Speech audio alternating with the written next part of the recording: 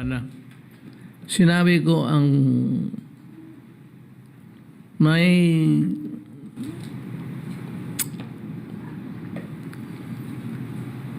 residence is the city of Davao. And if I want to go home there on reasonable basis, I can, because that is my home.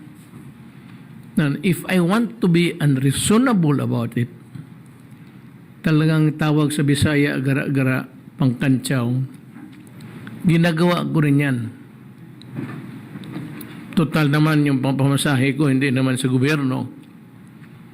So I go home just to be there and come back the following day. But I miss the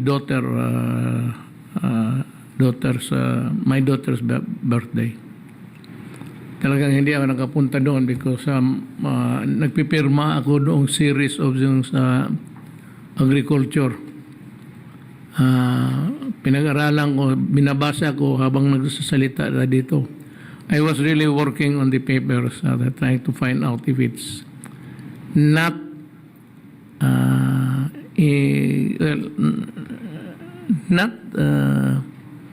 in accordance with law. It must be lawful, and we have to intrude into so many things. But in times of crisis, we are just about really ready to embark on something that can help the people, especially on the food issue. Hindi na mawala yung iba, wag lang yung food. And so now we have so many things. May basahin lang ako kay sa Instagram. This is what you would call Instagram. Namarunong nito. Kaya niyang mag-jogging. Kaya niyang mag-golf kahit gabi na. Kahit niyang mag-motorsiklo sa loob ng Malacanang. Bakit? I'm reading this because Mon is my friend. Kinakantsawan ko lang rin. Bakit hindi kaya ang ating presidente na humanap ng tambayan ng national television para maalis na ang agam-agam sa mamamayan sa kanyang kalusugan? Well, Mon, you've been my friend for a long time. You know that magkasabay lang tayo. Nag-abot pa tayo sa Ateneo de Davao noon. Magabulan lang tayo ng edad. Na kung sabihin mo may sakit ako, may sakit ako. Pero kung sabihin mo may sakit ako ngayon, that would prevent me from exercising the powers of the presidency. Wala ho. Kaya ako nagkakaswing ng golf, tapos nagmumotor, kasi kaya ko pa. Now the problem is, you should look into the time I enjoy my hobbies. Mon gabi yun, alas 2 na madaling araw. Ano ba naman?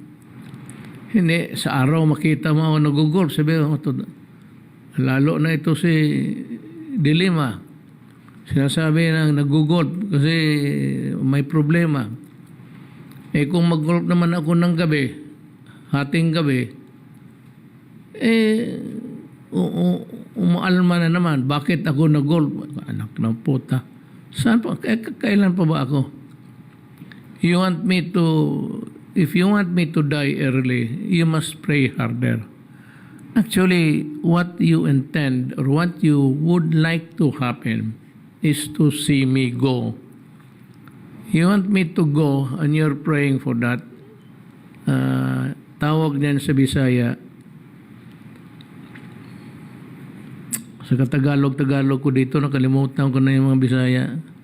Manungo. Yung manungo is mamatay ka sana. Yan ang sa Bisaya, manungo. Ngayon, kindly take a look backwards. Ilan na sa inyo nagkasakit at ilan na sa iyo ang malapit ng mamatay? Hindi naman kayo. So inyo kayo, hindi kayo, pero yung mga tao na inaano ninyo, inuudyok ninyong mabuhay, ang maging presidente pa, well, yun ang nakakasakit na ibig sabihin parang delikadong mamatay. Eh ako, gusto ko talaga magmotor. Kaya ang bala ko, ang hating gabi, lalabas ako, pupunta ako doon sa tong super, yung ginawa nila na bago ni si kanino ba ito? Well, I think it's the DPWH, the airports and all of the other governmental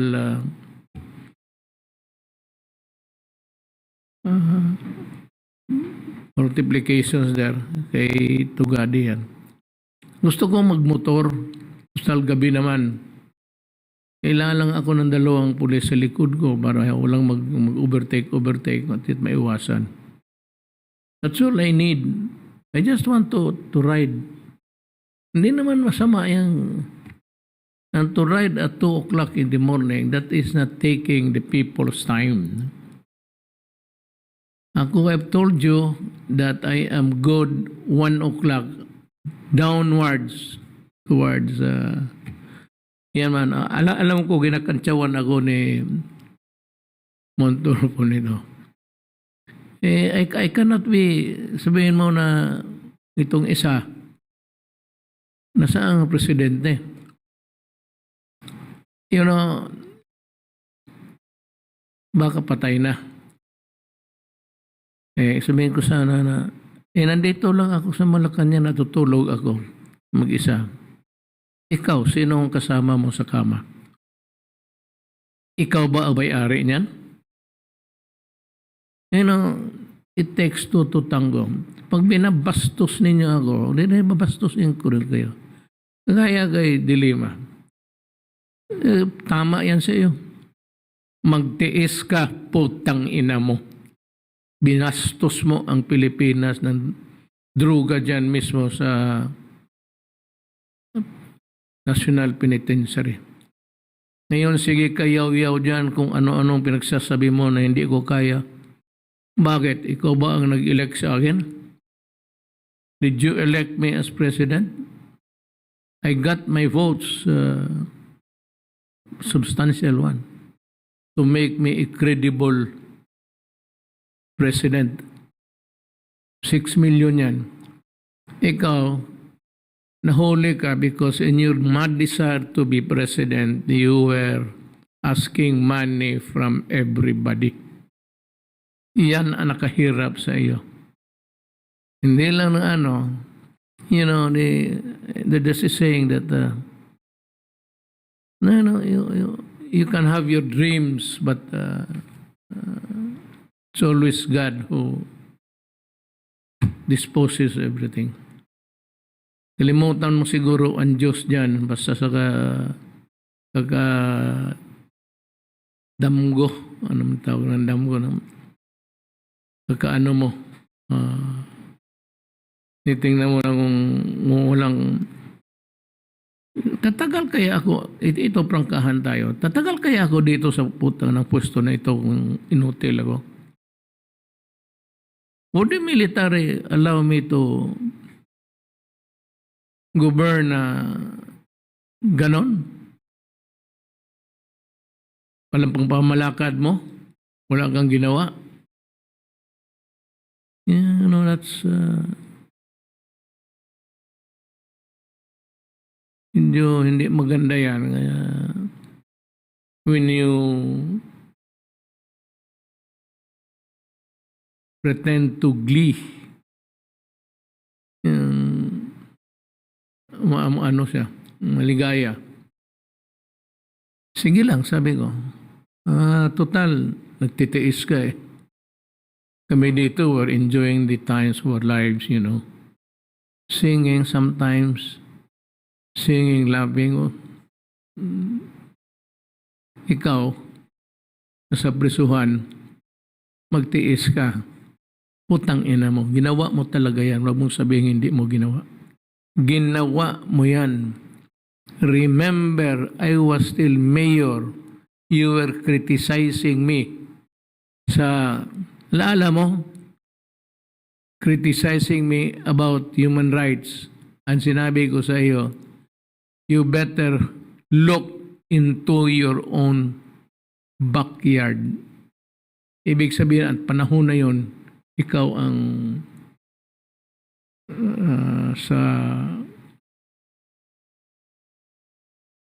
thank you, sa secretary na. Ginawa mo yan eh. Ganon ka lang, you are fighting with ferocity. Like a wounded animal na, alam mo, ganon eh. Totoo niyan, kakagawaan mo talaga yan. Sinabi ko noon, look at your own backyard. As early, so, if bright ka, kung bright ka, ma'am, it would have tell you that at that time, I already knew. Kasi, hindi lang ako ang nasa national. Marami ang tao na dumaan dito sa national na sa tulong ng tatay ko noon. My father was a cabinet secretary. May natulungan rin siya dito sa mga pwesto. Kaya at noon pa alam ko na naglalaro ka. Kung kaya lang walang maniwala, kaya tinatiming talaga namin. But at the end, had no recourse but to file a case against you. Not me, but government. So, yun yung sa iyo. Pero itong kay, anong halatang halata kayo? This Laila de Lima. Stop covering for what? For what crime? For what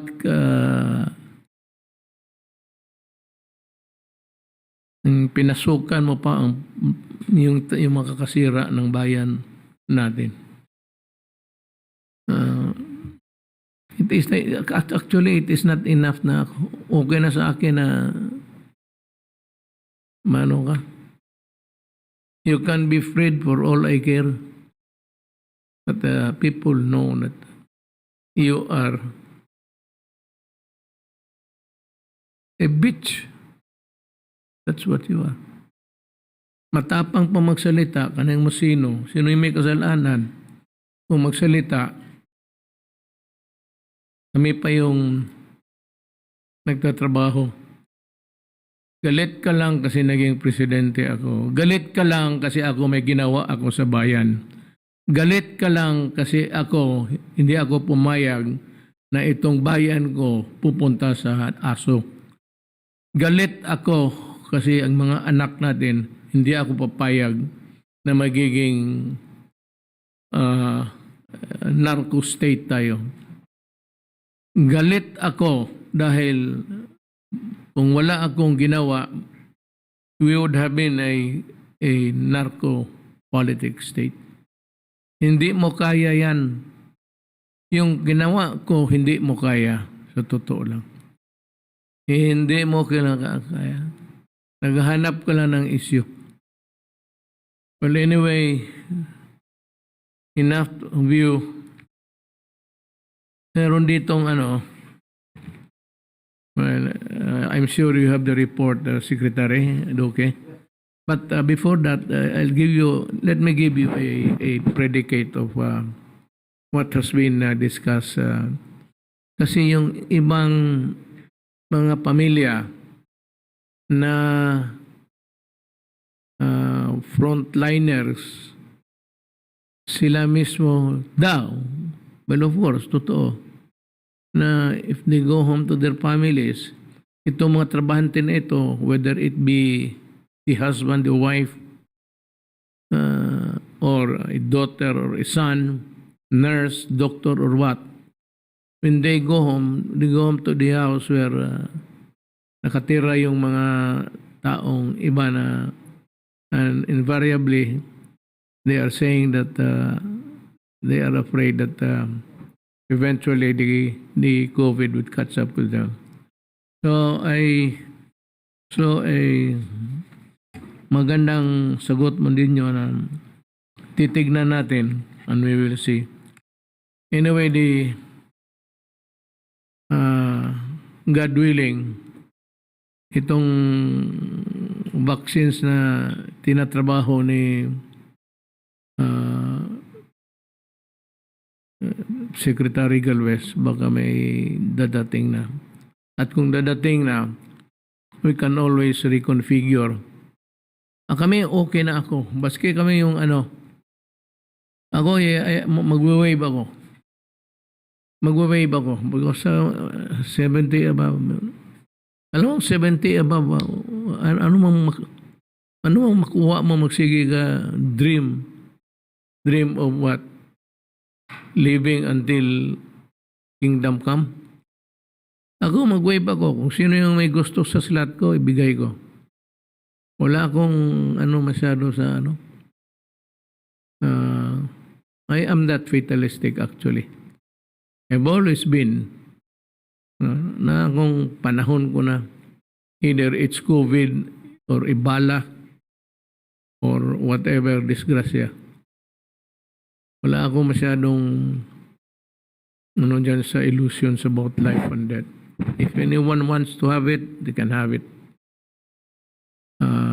We are not in the priority anyway.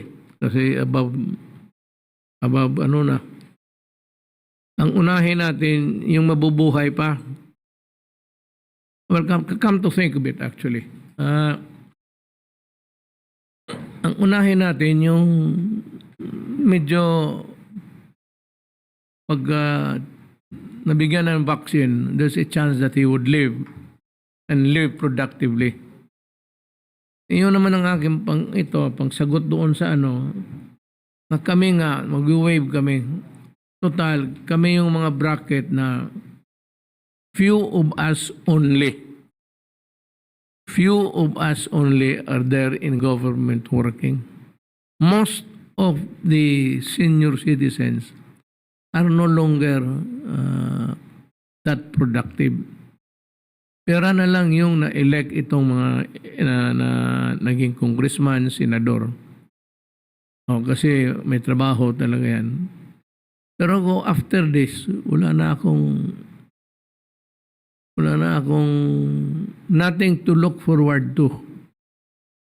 Maybe spend a little bit time with the family than time to go. Wala na kami masyadong maibigay sa ating bayan. Sa edad namin, kung hindi kami na-elect, baka talagang gano'n na nga. So, ang gusto kong sagot, baka may sagot ka dyan na Secretary Doke, go ahead. Yung pong tinanong niya, Mr. President, magandang gabi po, sir, at sa akin po mga kapwa kalihim at lahat po ng naka-Zoom. Tama po kayo, Mr. President, yung ating po mga healthcare workers ay binabantayan po natin sila at ang mga ospital ay every 2 weeks ay tinetest po sila para nang sa ganon ay malaman kung sila po ba ay positive. At kung may sintomas din sila, kaagaran naman pong sila ay ina-isolate or kung positive sila at meron pong exposure pero walang symptoms, kina-quarantine po sila. So, ito naman po ang regular na pangangalaga na ginagawa po sa atin mga healthcare workers. Dahil tama po kayo, Mr. President, ay kung hindi gagawin ito, makakapanghawa po sila sa kanila po mga kapamilya sa bahay. Kaya ngayon po, inatasan po natin ng mga ospital natin na mag-reserba ng mga hotel rooms, mag-reserba po ng mga lugar na doon po ang paglalagyan ng ating po mga doktor or mga nurses na sila po ay nagkaroon ng sintomas at nagkaroon po ng kumpirmasyon na positive for COVID-19. So ito po naman pong mga ginagawa na ito nung nakaraang taon pa ho, naging policy na po natin ito sa mga ospital. You know, let us talk about government power. You know, itong pinasok ko na nag-declare ako ng national emergency health issue. It includes everything that is connected with it. Basta health issue. You cannot just say hanggang dyan ka lang. Government can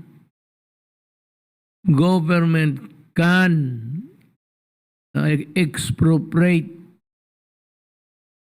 yung mga hotels, motels, whatever, kung kulang ang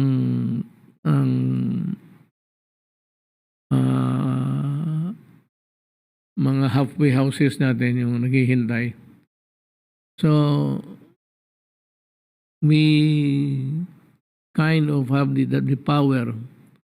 The government has the power to just expropriate. Puntahan na lang, sabihin gagamitin. Huwag naman siguro yung mamahalin ng hotel, yung ano lang. But do not be afraid actually, my countrymen, that magkulang tayo. Magkulang tayo sa medisina. Nagkulang tayo sa vaccine. Yung problema na yan, hindi lang atin. Ng problema na yan hanggang sa buong daigdig yan. Pinapalabas lang nito nila dilema na walang magawa. Na wala naman talagang silang magawa. Kaya nga ko siguro kung tinamaan ka ng COVID dilema, hindi masabihin ko sa iyo, okay lang yan. Kasi ikaw, kung anong pinagsasabi mo, yung COVID na yan, hindi yan atin. Remember, right at the beginning, I was already delivering a very solemn speech na there's something coming our way. It's a microbe, it's a virus, and eventually it would lead to our shores. We must be prepared for this because sabi nila, this can be another pandemic. And true to form, ito na nga, pandemic nga ang lumabas. So, noon pa sinasabi ko na, walang gamot ito. Ang gamot nito, yung katarantaduhan ni Lima and the others, who are now harping on government for something which is not there. Baski ano kung I can call to the heavens and God to come, God give us the magic wand, the magic bullet. Wala yan. Ngayon pero kulang. Na just the same at pag-umpisa pa lang natin, sinabi ko na sa inyo, agawan ito. Tayo mahirap lang, so tayo talaga ang last nito. Ibig sabihin, those who have the money will get it first, and those who have the countries who manufacture the vaccine first will have the first supply for their own. wala tayong magawa niyan. Kung tatakbo man ito ng ilang taon, it could run until heaven. Ito ang ano nila. It could run until heaven's time. Ibig sabihin, panahon ng mamatay lahat. Wala talaga tayong magawa. So, yan ang I hope that we have answered your questions. Charles, you have a report and give us also yung sa bakuna. Mr. President, Ano? Senator Bongo, fellow cabinet members, mga kababayan ko, magandang gabi po sa inyong lahat. At ngayon pong gabi ay magkakaroon po tayo ng update sa ating current COVID response and vaccine rollout. Mr. President, sasama ko na po yung COVID response kasi tumataas po ang kaso po natin at sa pamumuno po ni Secretary Duque, marami po kaming ginagawa po ngayon para mag-increase ang ating mga bed capacity po. With your permission, Mr. President. Next slide, please. Next slide, please. Sir, ang i-discuss po natin po ngayon, mahal na Presidente, ay yung government current trust during our ECQ at saka yung MECQ control. So, ginagawa po natin to nung nagkaroon tayo ng ECQ in order to increase our capacity. And then, bibigyan po din natin na-update ang ating mamamayan sa rollout and deliveries and yung short presentation ng private sector contribution. Kasi yung private sector po, nagko-contribute po sila para ma-expand po yung capacity ng mga hospital. At the same time, tutulungan po tayo sa pagbabakuna. Next slide, please. Sir, Mr. President, nagpapasalamat po ang mga ospital at saka po yung private at saka mga LGUs, private at saka public hospital dahil kasi po first time po na nangyari na napakalaking babayaran po ng PhilHealth na more or less 10 billion. Sir, maraming salamat po at kinausap niyo po si President Atty. Geran. At tuwan-tuwa po ang NCR Plus at saka po si Senator Bongo, si Secretary Duque at saka si Almidea po talagang yung instruction niyo po na talagang magkaroon po ng collective decision sa paggana po ng PhilHealth ay napakaganda po dahil kasi po yung pagbayad po ng PhilHealth ng more or less 9.577 billion for NCR Region 4 at saka Region 3 ay nangako po sila na mag-expand po sila ng kanilang mga ICU beds. At nangako po sila na mag-expand sila ng 164 po na ICU beds at mag-o-open po sila ng mga additional wards and beds na humigit kumulang po na 1,157 beds for moderate and severe. And then also, sinasabi nga po nila, nagkaroon po ng halos nung mga weekends at saka nung last week, tuloy-tuloy po yung meeting ni Secretary Duque at saka Secretary Vince at saka nila ES at saka nila Senator Bongo sa mga hospital owners at talagang nagpapasalamat po sila sa inyo, mahal na Presidente, dahil kasi talagang ang laki po na tulong kasi they are bleeding and ang laki po ng laki pong tulong sa resources po noon. More or less 60% po ng kanilang mga valid claims ay mabibigay na po sa kanila. Ang tagal po nilang inintay po yung last week tsaka pakaan po ngayon. Kaya tuwan-tuwa po sila nung maibibigay na po yung mga cheque para po sa kanila. And then makapag-hire na rin po sila ng mga additional staff. Next slide, please. At saka ang ating mga NCR LGUs, kasama rin po sila na nabibiyayaan dahil kasi po yung mga tinatawag natin mga LGU hospitals ay nabigyan din po ng mabibigyan din po ng PhilHealth. At ito po ay nangako rin po sila na yung mga city ng Quezon City, Taguig, Caloocan, Manila, Pasay, Valenzuela, San Juan, Navotas, Parañaque at Makati have initially committed na magkakaroon po sila ng additional 30 ICU beds para sa ating mga critical patients. And also additional 1,350 regular COVID beds for moderate, mild, and asymptomatic. Next slide, please. Yun po, yung sa expansion po na yun ay talagang kung titingnan po natin, nag-compute po kami nila Secretary Duque at DOH po, sir, kung ano po yung gagawin natin sa expansion. So kung titingnan po natin sa ngayon, may more than 100,000 na po tayo na active case. And normally 2% po nun na severe at critical. So we will be needing 2,000 beds for severe and critical. Sa ngayon po, ang current inventory po natin ay 1,395 ICU beds. So nangangailangan pa po tayo ng total na 605 ICU beds. So ito po yung pangailangan po natin. At talaga pong At sinususugan po ni Secretary Duque na sila Secretary Villar, Secretary Vince at saka yung ating mga DPWH ay talagang ini-increase ang capacity po natin. May I interrupt? Allow me to interrupt. Ito ang mga the purchase of beds, gawa ito ng is this the one that is the money being used is sa PhilHealth? For government beds po, meron po silang budget para po sa mga kama.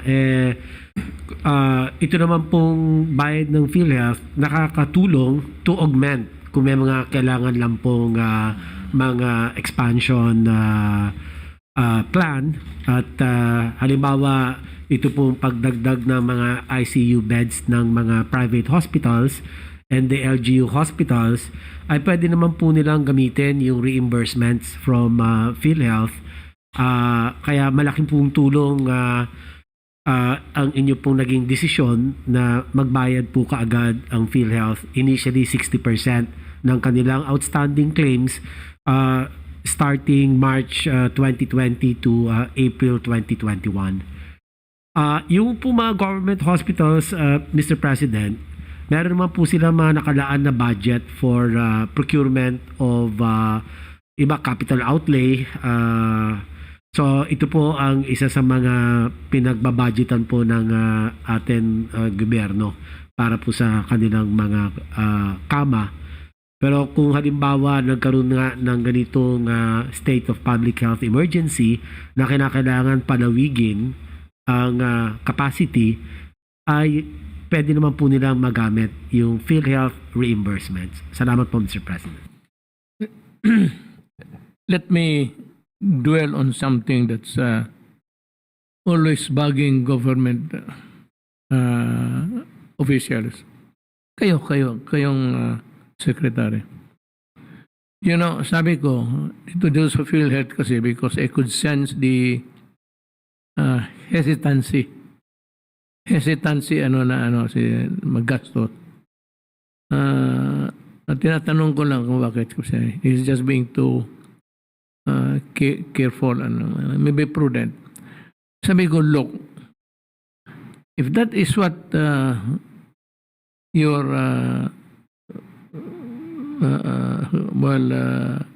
style of managing the affairs, sabi ko hindi talaga tayo magkaroon ng himaya nito. Kasi ang aleluya. Kasi I sense that medyo careful lang rin si. Now I am addressing my problem, my advice to all of you. Basta ginagawa lang ninyo para sa bayan at maglagay kayo ng demarcation line doon sa panahon kayo ang manutok over. Tapos magsabi kayo, sige ha, dito ako mag-umpisa. Tapos gawain mo trabaho mo. Do not be afraid to spend money because that is really it's intended to be spent. Yan ang gastos niyan.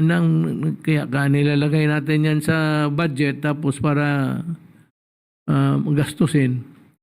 Huwag kayong matakot maggastos.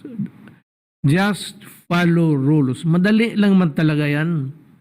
Just alam mo pag ganito, unless it is one of those exempted from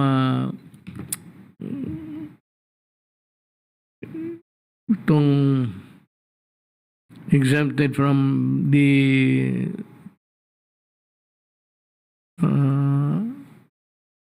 ano nito, nakalimutan ko na tuloy itong you buy without bidding. Is there a word for it again? Negotiated procurement po, Mr. President. Negotiated Negotiated procurement. Well, if that is needed, actually, negotiate that's the word, negotiated sale, and if it is really good, masabi ninyo, you justify it the moment sa pagbili ninyo. Huwag kayong matakot maggastos. Nandyan ako sa likod ninyo. And I will vouch for you if the transaction is legal and right. But if it is wrong and there's money involved, ay putang ina, magkakagano tayo dyan. Pero huwag kayong gumastos na gastusin ninyo yung kailangan ninyo. At you might want to address your letter to me. Mr. President, I'm buying this because we need this. Mr. President, I'm buying this because we're always at the receiving end of criticism that we do not have it. So you are buying it in advance. Kung bakit na in advance, wag na tayo, hindi ako maghintay ng another round of criticism that you do not have the. So if the pandemic is there and the beds are intended to be rolled out whether as sale or sabi ko kay Giran, huwag kang magtipid. Hindi ito panahon sa tipid. Ilarga mo lahat siya na kailangan ng tao. Baski hindi pa kailangan, lagay mo lang dyan. Total, aabot rin yan. Na ngayon, pagdating ng panahon, bakit ka nagbili ka ng sobra? Bakit? Is there a way of knowing how many or how few ang tamaan ng COVID ngayon?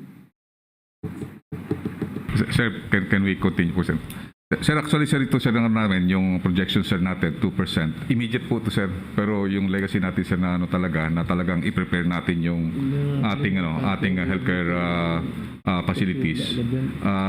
Meron din kami projection, sir, ng 5%. So initially, ang sir natin, for the purpose of preparing our healthcare facility during MECQ, ito po sir, target natin 600 immediate. Pero ang sir natin, kailangan dagdagan talaga po natin para maging resilient tayo. Mga 2,000 ICU beds po talaga. Dagdagan mo. Opo. Pero sa ngayon po sir, ito muna ang target po namin dahil kasi marami pong requirements sa mga tinatawag natin yung medical staff. Next slide please.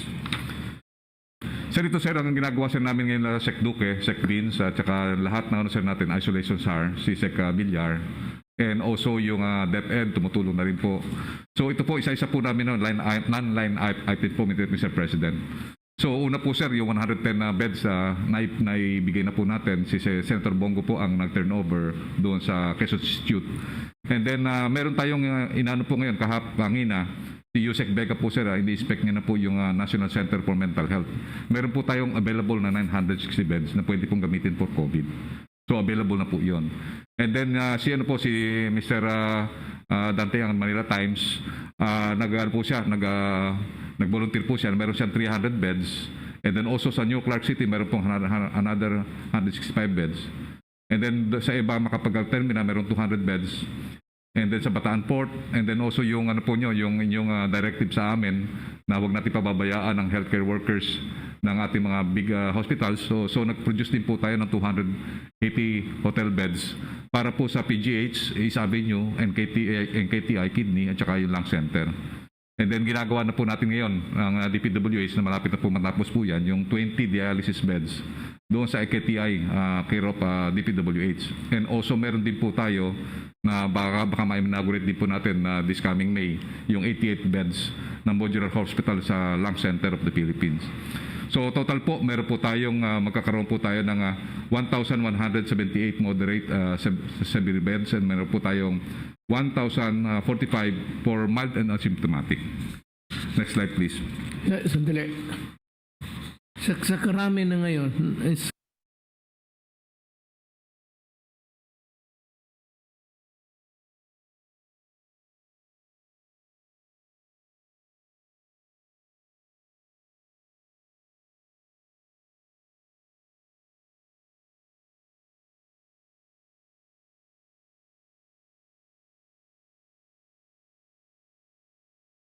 po yun, sir, tsaka mga staff. taken into account. Yes, sir. Kung sistema na po yun, pagka beds, may kasama po ng mga system po yun, wards. Isang tanong ko po, yung modular, for a certain hospital, in Quezon City or labor hospital or something, if they run out of space in the hospital, you can go to modular. Sir, actually, sir, yung tinignan po namin ni Senator Bongo at saka ni Secretary Duque po, sir, ang ganda po, sir, ng ginawa ng DPWH. May sarili siyang piping at tubings na po ng mga oxygen. At saka maganda po yun, parang 5 building. Iba-ibang klase, meron pang severe, may moderate, at saka pang bed down. So that it goes without saying that the thing that the modular thing being made by DPWH is quite good. Why don't you make it a standard for all? Sir, actually po, sir, yun ang ginagawa po, sir, ngayon ng sir. 45 days lang po yun, sir. Actually, kayang-kaya po nila. Kaya sabi nga po ng DPWH Secretary Villar, yung lahat ng ospital na mayroong space, we can make 88 beds to 110 beds. So yun po ang ginagawa po natin ngayon. Sa lung center po, ginagawa po natin. And then kasama po rin po, Mr. President, may kasamang dormitory rin po yun ng mga nurses. Naka-incorporate na po yun, Mr. President. So maganda po yung yung project po ng DOH at saka yung ating DPWH na talagang pinakombine po natin. Ang ganda, sir, ng nakita po namin talaga may isang CR sa isang room. At saka meron po mga tubings na po na talagang may pang-oxygen at saka mga critical. Nandun rin po yung high flow nasal cannula. At saka meron tayong mga ventilators po na pwede po doon. Magaling po si Yusek Vega kasi alam natin na siya yung parang nagano po ng SPMC. Sila po ang mga gumawa ng design at saka kasama po ang DPWH. So parang sa hospital administration, alam na po yung mga kailangan at saka yung modules at saka parang napakaganda po at saka mabilis ang paggawa po ng mga modular po. Kaya po iyan po natin to magiging model na po ito sa mga lahat ng hospital po natin nationwide. And even tumawag rin po ang St. Luke's, gusto na rin po nilang paggawa ng modular kasi nauubusan na po sila ng mga beds. Yan po ang gagawin po namin na Mr. President with the direction of Senator Bongo as our... How many modular beds have you produced at this time? Sa ngayon po, sir, ang mga modular beds natin na produce yung doon sa QI Institute 110, and then meron din po tayo mga modular bed na ginawa po sa sir, yung ginawa po sa Quezon City Circle, and then may mga dormitories po tayong ginawa na napakaganda po, sir, ng mga pictures po na nandito po.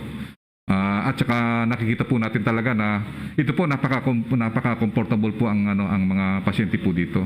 Nakita po talaga namin ni Secretary Duque na ito po talaga parang state of the art na napakabilis gawin. Parang pag sabihin po natin na hindi na po uso yung tent. Ito na po yung kasi yung tent. Konting hangin lang po at saka inuulan po. Ito po maganda po ito po, sir. Pero tuwa po kami kay Secretary Villar kasi nakagawa sila ng model na napakaganda po. I think one of the few countries that have thought of that actually. The use of containers has been there. Yes, sir. For an office, an extension office far from the construction site. Yung mga ganon. But to construct the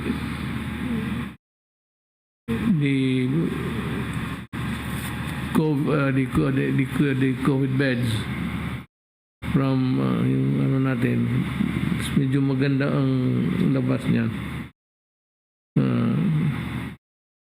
Bakit kayo nakalinya dyan? Balik kayo sa what are you doing? Sir, yung programa, sir, nung binuksan natin yung mga modular hospital sa Quezon Institute, Mr. President. So, yun lang po. I was interested yung nakalinya kayo. Opo, sir. Pakita mo nga. Pakita yung picture.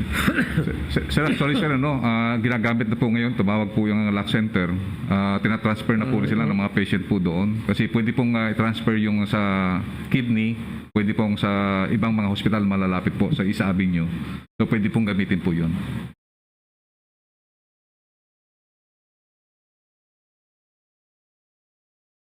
Kay Rolly ako. Tapos, not yet. Yes, sir. Sorry, sir. Say, go ahead.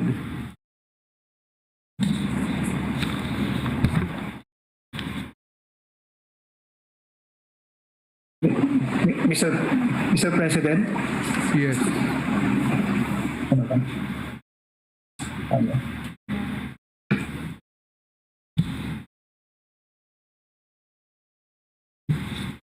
Mr. President, Senator Bongo, and other members of the cabinet, magandang gabi po.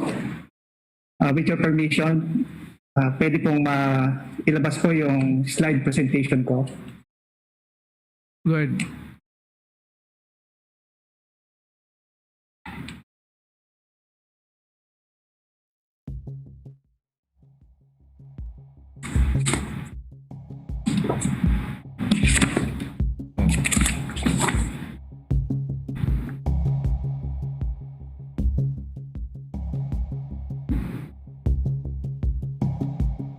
Secretariat, can you show my slides?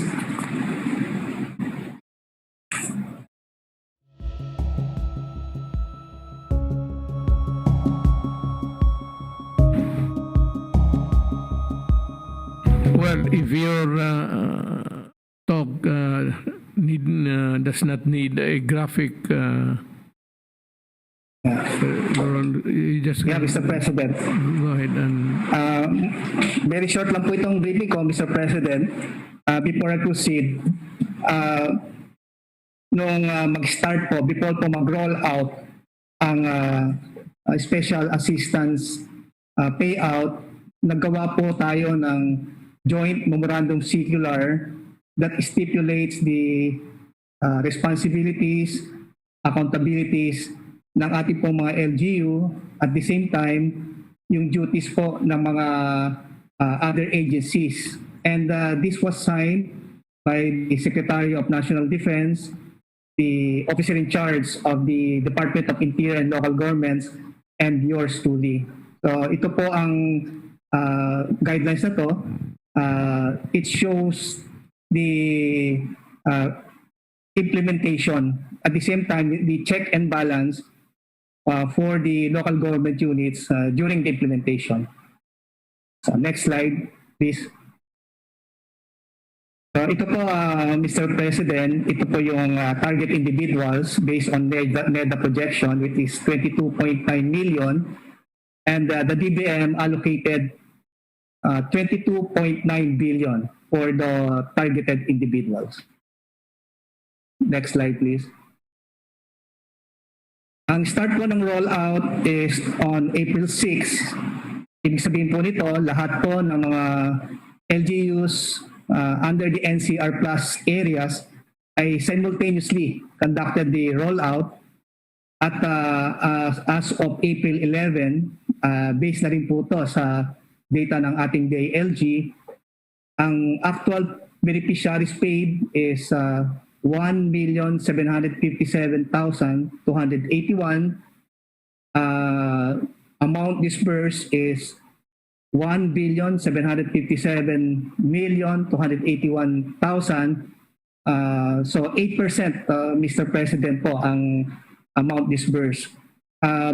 Makikita po natin dito, talagang meron pong slow start ng rollout, pero as experience last year na talagang start po talaga mabagal, pero after 4 to 5 days doon na po nag-start yung mabilis ang pag-distribute ng special assistance.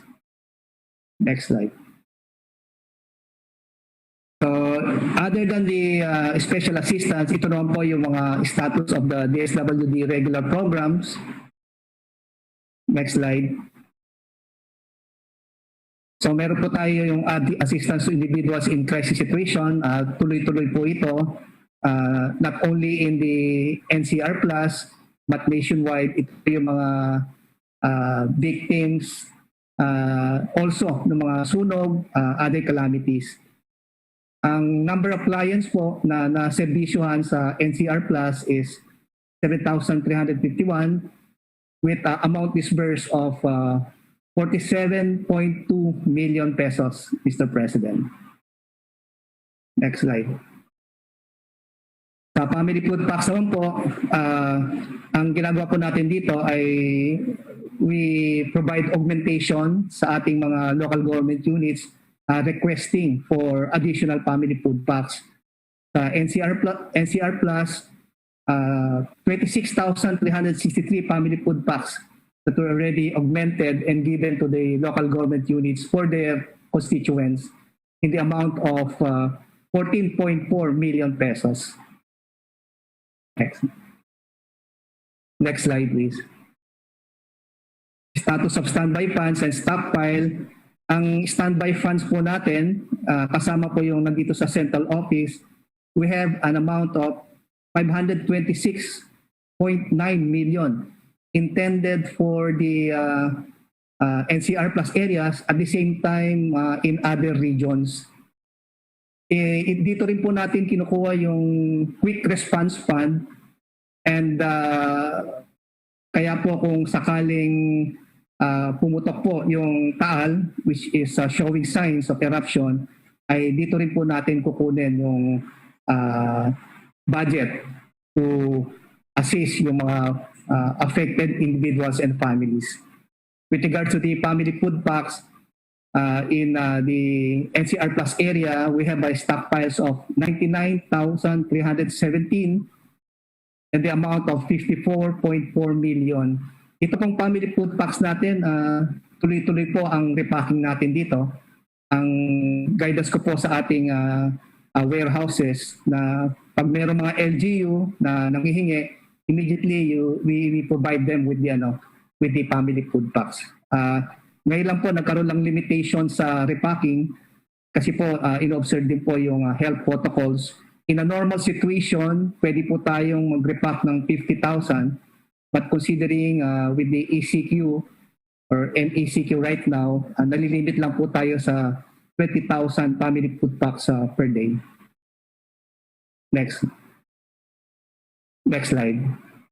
So, Mr. President, dyan po nagtatapos ang aking presentation as what the DILG, DND, and the DSWD are doing.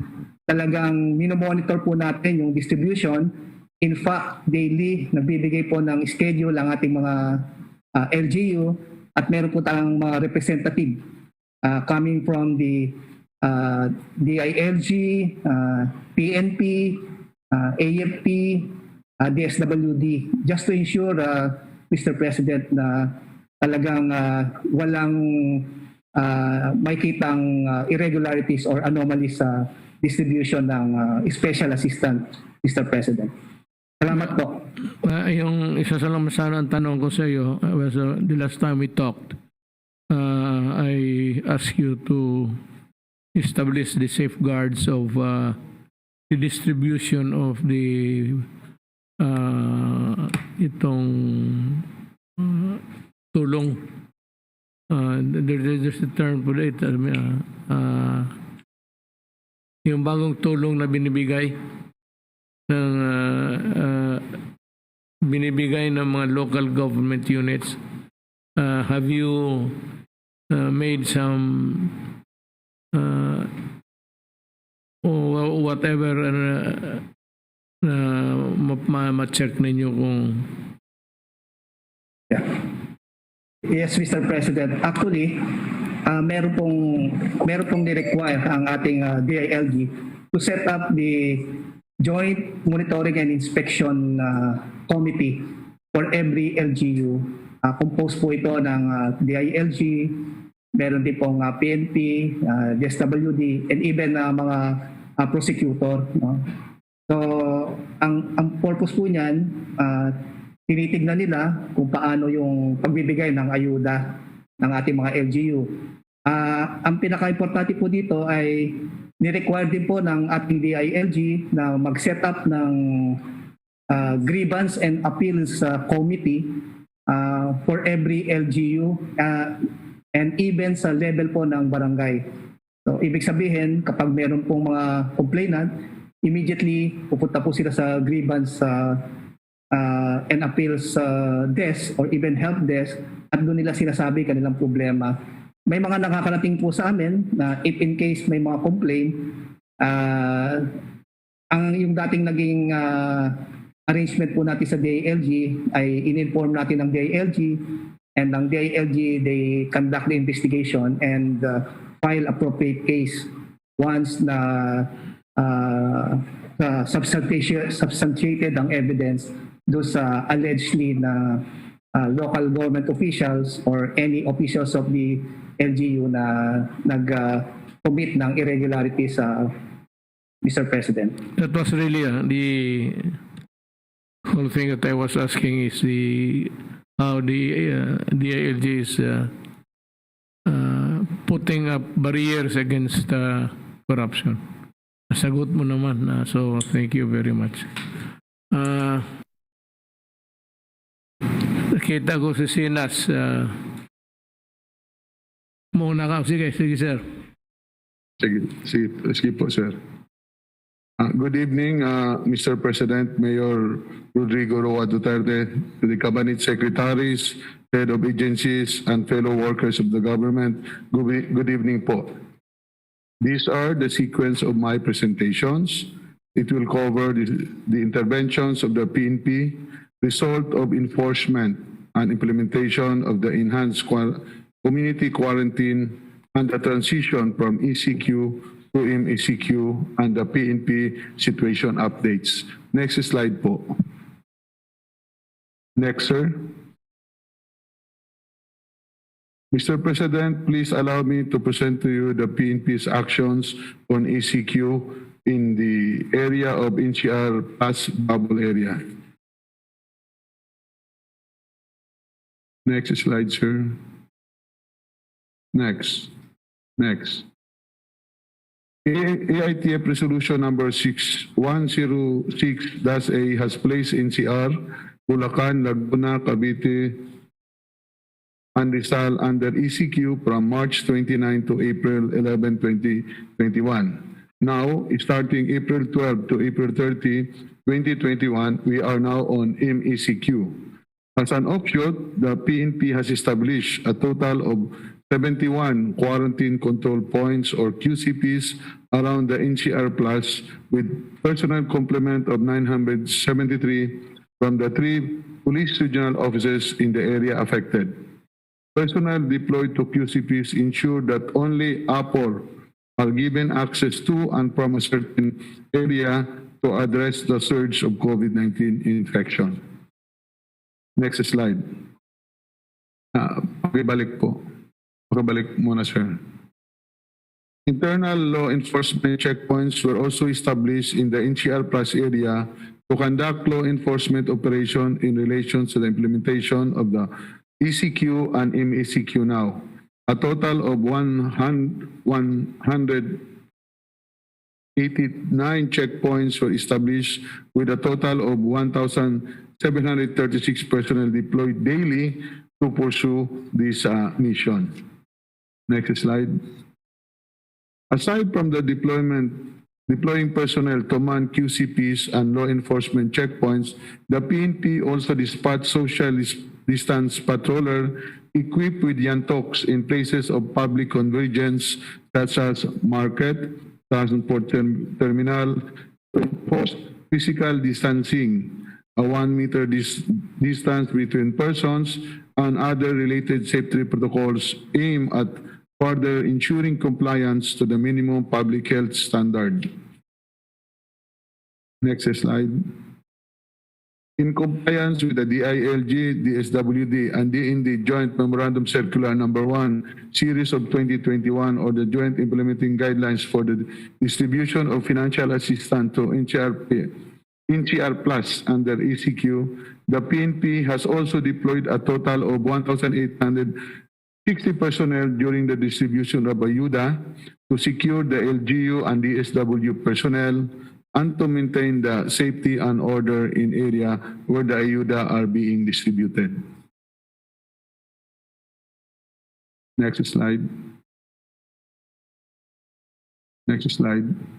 CPs and law enforcement checkpoints. Next, sir. The PNP also dispatched social... To ensure public safety and security during the implementation of the PNP COVID-19 deployment and vaccination plan and in compliance with the PNP National Deployment and Vaccination Plan Caduceus, we have deployed a total of 14,942 personnel all over the country to provide security during the transport of the Sinovac and AstraZeneca vaccines. We have also implemented the Libreng Sakay program, utilizing, next slide please, utilizing all available vehicles to ferry stranded essential workers and APOR from their place of work to the designated drop-off areas. To date, we have accommodated a total of 31,000 individuals employing 7,300 PNP personnel and 2,889 vehicles nationwide. I must congratulate you for this. Thank you. I'll reserve my comments later. Go ahead. Next slide, sir. The next slide will show the result of our enforcement operation during the ECQ from March 29 to April 11, 2021. Next slide. As of April 12, 2021, a total of 52,745 cases were recorded from the start of the implementation of ECQ. The most violated public health standard is the non-wearing of face shields with a total of 26,939 violations or 51.1%, followed by non-wearing of face masks with 14,122 cases or 26.8%. 341 of violations on mass gatherings were recorded, while 4,720 cases were recorded for violation on social physical distancing. 6,600 cases were recorded on the violations of RA 1132 or the mandatory reporting of notable disease and health events of Public Health Concern Act. Likewise, next slide. The implementation of the unified curfew in the bubble area recorded a total of 38,715 personnel accosted. Said violators were either one, involving 22,000 cases, fined 14,274 cases, while 1,483 of them were recommended for community service. Most of these violations, representing 31,168 or 80.5%, occurred in NCR. Next slide. Transition from ECQ to MECQ. Next. In view of the MECQ classification of NCR bubble for the next 2 weeks starting today, herewith are the adjustments to be made by PNP, particularly NCRPO, Pro-4A and Pro-3, supported by Highway Patrol Group, Maritime and ABSI Group, and augmentation from the AAP, Philippine Coast Guard, and BAP. First, we will maintain the present QCP and law enforcement checkpoints with an instruction to be flexible but firm when the need arises.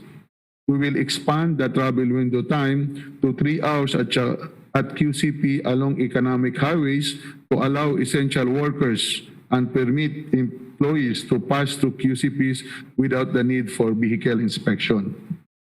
Conduct of the regular risk assessment and hot spotting. Commanders or police station down to the municipalities in the bubble area are tasked to determine high-risk socio-economic activities to the barangay levels to determine the possible lockdown and to focus deployment of personnel in areas in coordination with LGUs and other concerned government agencies. 4. Sustain the conduct of pre-deployment briefing to all personnel prior to the deployment to the QCP for their situational awareness and updates on MECQ guidelines. Personnel who are deployed during the ECQ period will undergo RT-PCR tests in coordination with the PNP Health Service. And lastly, maximize the use of strategic communication on pertinent issues.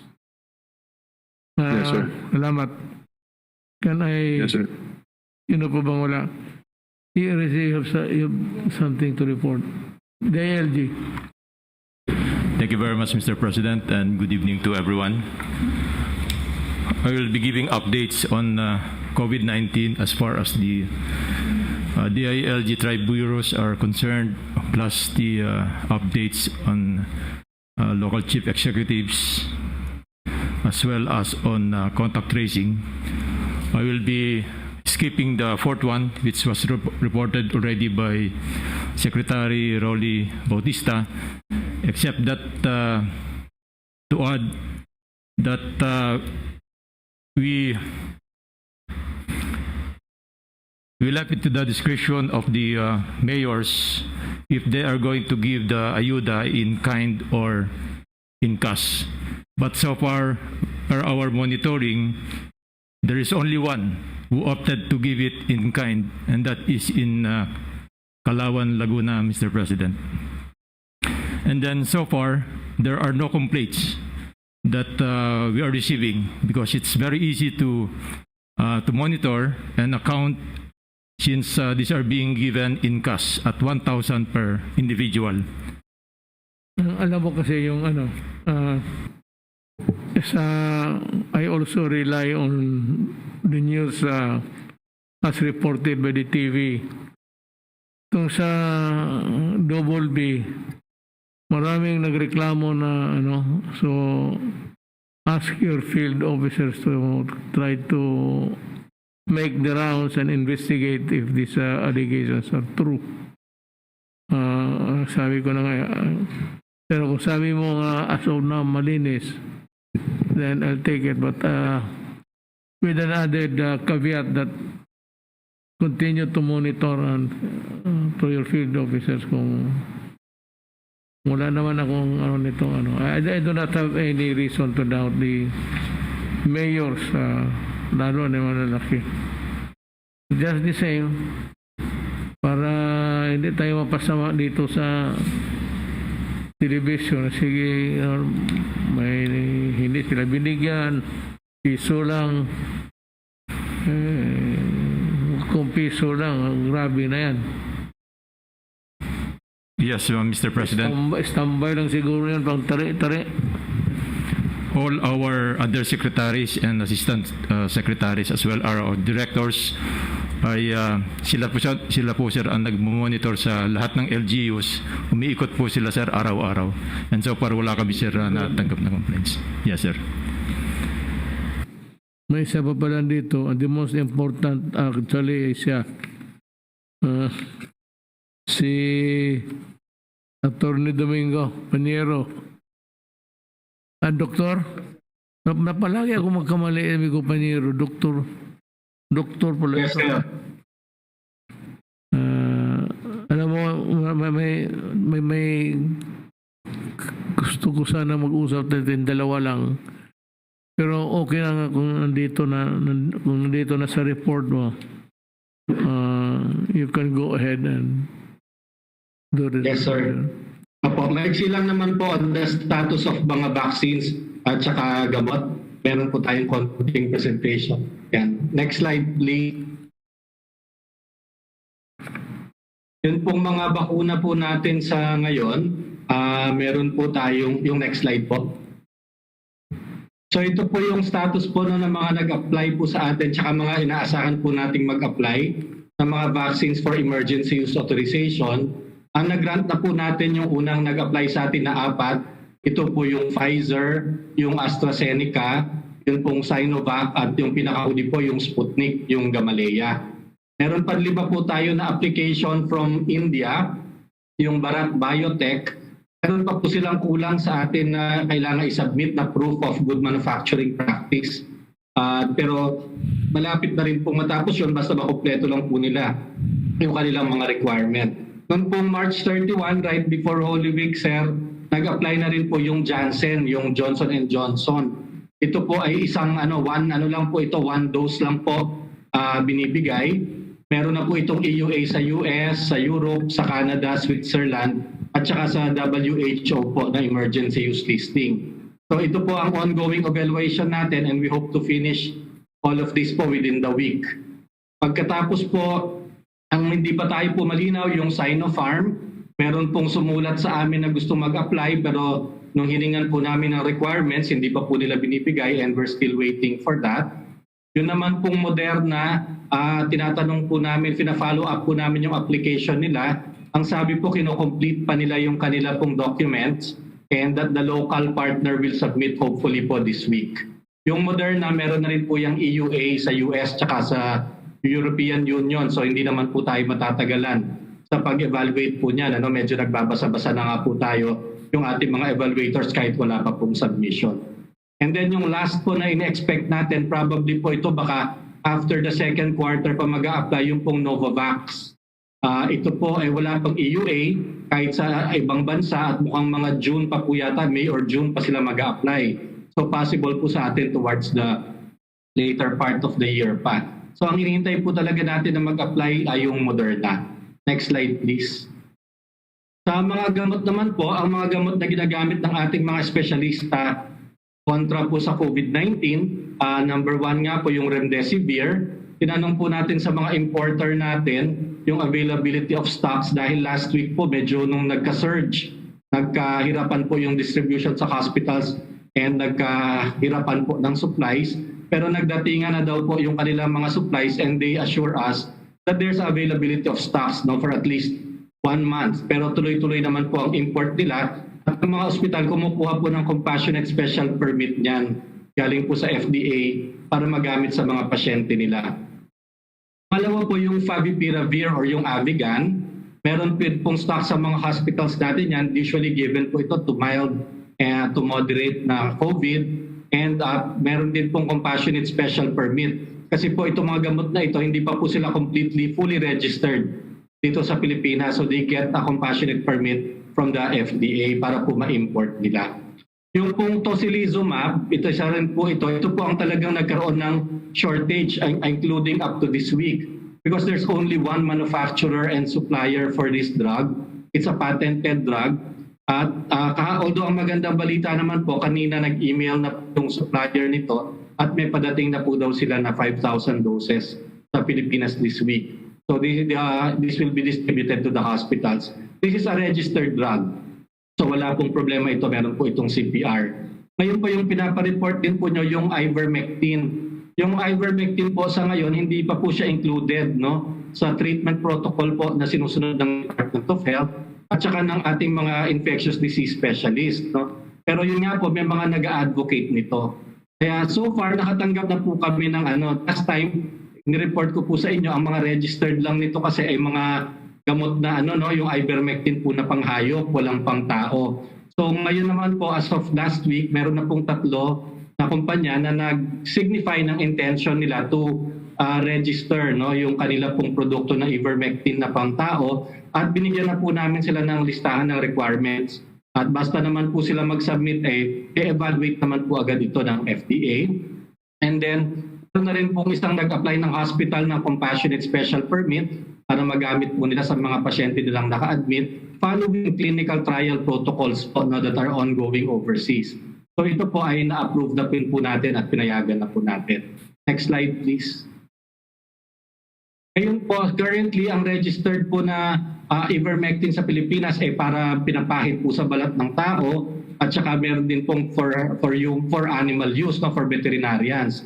Pero meron pong mga pharmacy sa Pilipinas na licensed pharmacy na meron po silang permit to do what we call compounding. Yung tinitimpla po nila yung gamot at ginagawan lang capsule pag may prescription ang isang pasyente. So meron po mga pasyente na may prescription ng ivermectin pwede po silang pumunta sa compounding pharmacy and the compounding pharmacy can make the medicine for them. But this is of course per prescription. Kailangan po may reseta yung pasyente at saka individually po piniprepare ito. Hindi po ito pwedeng for mass distribution kasi kung ganun po commercial, kailangan po i-register na Certificate of Product Registration. Next slide please. Matanong mo na Ito kita. po discuss. Yes sir. May nalaman ka ba na may sakit na COVID na gumaling sa Ivermectin? Ivermectin? Marami po kasing nagkiklaim na ito po ang nagpagaling sa kanila. Kaya lang at the same time, marami naman din po sila kasing ibang gamot na iniinom. Kaya po ang sinasabi ng atin mga espesyalista, hindi naman natin masasabi na ito yung nagpagaling sa kanila at na medyo kulang pa po tayo ng ebidensya. So marami naman pong ongoing na clinical trial sa buong mundo at tinihintay po natin ang resulta yon. At ang sabi nga po ng DOST, hindi naman tayo kailangan ng gumawa ng clinical trial dito. Hintayin na lang natin yung mga final results. Ito pong mga clinical trial that are going on right now. Tama, because I think that medicine is for animal use. Well, yun pong sa ngayon, opo. Pero meron din naman po talagang pang-tao dito. Pero it's really po an anti-parasitic. Para po sa mga bulate, para po sa mga skin infestation. Doon po siya na-design. Hindi po siya originally designed as an antiviral. Are you true? Yes, sir. Opo. So, list of Philippine Drug Enforcement Agency PDEA personnel dismissed from service. Joselito Ramos, Intelligence Officer, grave misconduct for testing positive for drug use, dismissed from the service. Ray Olfato, administrative for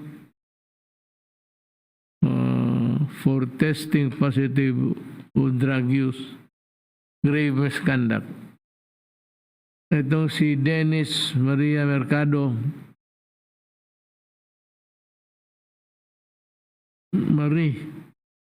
Dennis Marie Mercado, administrative aid 3.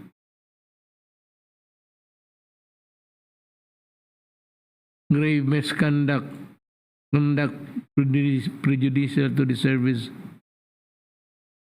Babae ito. George Bariso, prison guard 2, tested positive for drugs use, dismissal from the service. Puro ito, no? Taga-PDEA na may tama. Bakit na ganito? Well, anyway, yun lang ho. Ganon man ang payo namin sa inyo, the same, yung dumistansya ka sa mga tao na alam mo na may COVID o kaya yung hindi mo alam may COVID, mas lalo na gano'n ka ng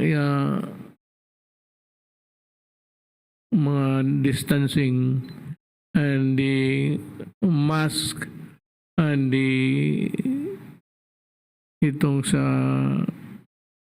face mask at itong sa covering face cover, those are the things that would really greatly help you in your quest for a healthy life. At this time, that is really a must for everybody. So mga kaibigan ko, kailangan ninyong maniwala. Hindi dahil sa gusto namin na may MECQ kayo, ECQ kayo o i-presuhin kayo lahat. Much as we hate it actually, doing it, we have to because on our shoulders for the lap of the grave responsibility of seeing to it that the nation is safe. You would notice that halos lahat dito, hindi naman doktor pero may papel kaming dinadala sa aming trabaho. Maraming salamat sa inyong pagkikinig.